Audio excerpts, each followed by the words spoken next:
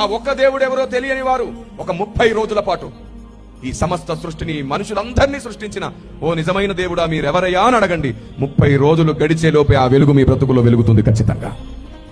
ఏ పేరు వద్దు, ఏ దేవుణ్ణి ఊహించుకోవద్దు, ఏ చర్చి, గుడి, మసీదు ఏమి వద్దు, ఏ పూజ, వ్రతం, ఏ బలి నైవేద్యం వద్దు. 30 రోజులు తపస్సు చేసినట్టుగా దేవుడా మీరెవరు, మాకు అర్థమవ్వండి దేవా, నిజమైన దేవుడా మీరెవరు అర్థమవ్వండి అని అడగండి. 30 రోజులు అయిపోయే లోపే ఏదో ఒక రూపంలో మీ బ్రతుకులోకి వస్తాడు ఆయన. మీకు అర్థమై తీరుతాడు.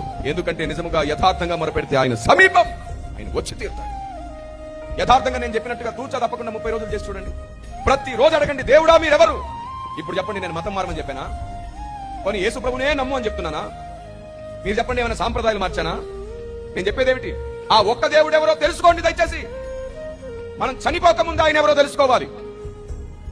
మతాన్ని అడ్డు పెట్టుకుని గొడవలు పడకండి, దేవుళ్ళ పేరట వివాదాలు తెచ్చుకోకండి.